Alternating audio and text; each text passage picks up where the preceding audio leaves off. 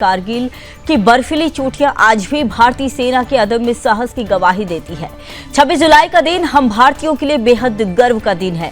आपको बता दें कि वर्ष 1999 में भारत और पाकिस्तान के बीच कारगिल युद्ध हुआ था। करीब 60 दिनों तक चले इस युद्ध का अंत 26 जुलाई को हुआ और भारत ने ऐतिहासिक विजय हासिल की। दरअसल यह दिन भारतीय सैनिकों की पराक्रम और बलिदान का प्रतीक है। आपकी जानकारी के लिए यह भी आपको बता दें कि इस वर्ष कारगिल विजय दिवस की 26वीं वर्षगांठ मनाई जा रही है। वैसे तो कारगिल विजय दिवस कल यानी शनिवार 26 जुलाई को है, लेकिन इस दौरान सभी भारतीय कारगिल युद्ध के 26 वर्ष पूरे होने का उत्सव मना रहे हैं। पूरे देश में शौर्य गाथा को याद करते हुए श्रद्धांजलि दी जा रही है। हम फिलहाल द्रास सेक्टर के लोमोचेन व्यू पॉइंट पर है। यह वही अहम स्थान है जहां से कारगिल युद्ध के दौरान द्रास घाटी की हर हलचल पर नजर रखी जाती थी। आपको बता दें कि यह स्थान आज भी कारगिल विजय दिवस की गाथा सुनाता है। इसी मौके पर हमारे जम्मू कश्मीर ब्यूरो चीफ रोहिल ने बात की है हरियाणा के बलिदानी सूबेदार सुरेश कुमार की बेटी से। सूबेदार सुरेश कुमार ने कारगिल युद्ध के दौरान मातृभूमि की रक्षा करते हुए अपना सर्वोच्च बलिदान किया था। आइए सुनते हैं कि एक बलिदानी की बेटी ने अपने पिता की शौर्य गाथा को याद करते हुए क्या कुछ कहा। तो वीर बहादुर है जिन्होंने करगिल युद्ध में अपनी जान देश के लिए कुर्बान की थी। उनकी बेटी यहाँ पर मौजूद है, सुरेश कुमार की बेटी। मैम, सबसे पहले आपका स्वागत है। आप मुझे बताइए कैसा गर्व फील होता है कि आपके जो पिताजी हैं उन्होंने देश के लिए अपनी जान निछावर की थी और क्या अनुभव? मुझे बहुत ज़्यादा गर्व महसूस होता है कि मैं एक शहीद की बेटी हूँ और मेरे पिताजी ने पूरे देश के लिए, भारत माता के लिए अपनी जिंदगी व्यतीत करे, अपनी जिंदगी कुर्बान करे। उनका बचपन से ही सपना था अपने पिताजी को देखते हुए कि मुझे भी अपने देश के लिए कुछ करना है, मुझे भी अपने देश की सुरक्षा के लिए मुझे भी फौज में भर्ती होना है।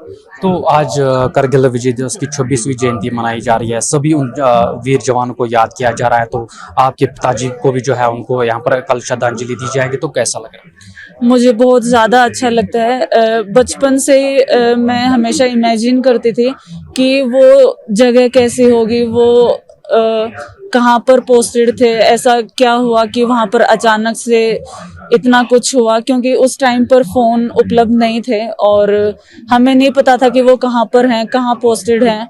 और आज जब हम यहाँ पर आए हैं, जब हमने खुद कारगिल जगह देखी है और जब हम सुनते हैं कि यहाँ से थोड़ी दूर LOC है और है, तो हमें लगता है कि वो बहुत ही ज़्यादा कष्ट में थे, लेकिन जो उन्होंने कुर्बानी दी है अपने देश के लिए, हम सबको उन पर बहुत ज़्यादा गर्व है।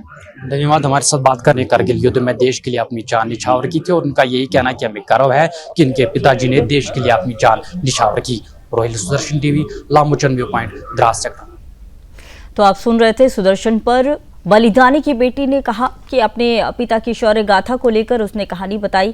तो चलिए खबरों में आगे बढ़ते हैं। बता दें कि कल यानी शनिवार 26 जुलाई को कारगिल विजय दिवस के पूरे 26 वर्ष पूरे हो रहे हैं। ऐसे में 26वें कारगिल विजय दिवस की तैयारियां जोरों पर है।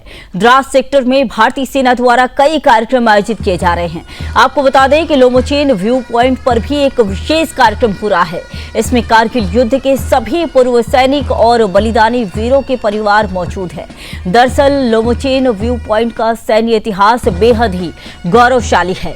कारगिल युद्ध के समय यही वह बिंदु था जहां से दुश्मनों की हर गतिविधि पर पैनी नजर रखी जाती थी।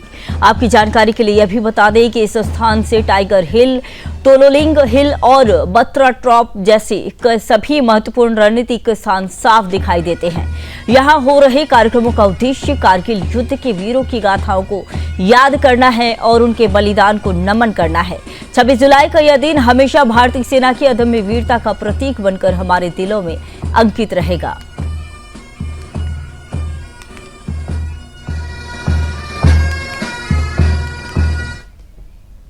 इसी खबर पर और अधिक जानकारी के साथ मेरे सहयोगी रोहिल जुड़ चुके हैं। रोहिल, बताइए क्या वहां पर 26वें कारगिल विजय दिवस की तैयारियां चल रही हैं, क्या कुछ अपडेट है?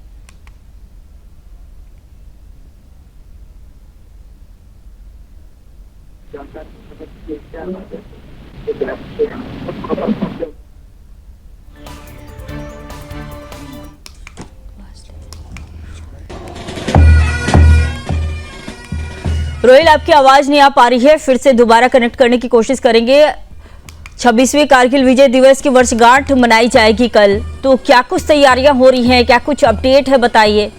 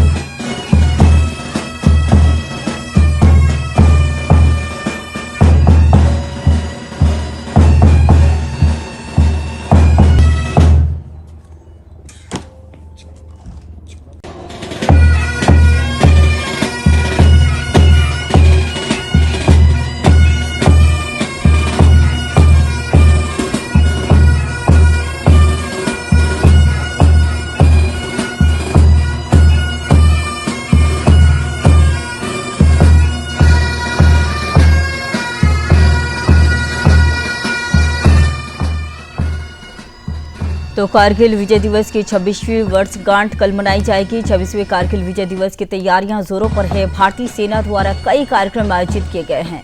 लोमेचिन व्यू पॉइंट पर विशेष आयोजन भी किया गया है।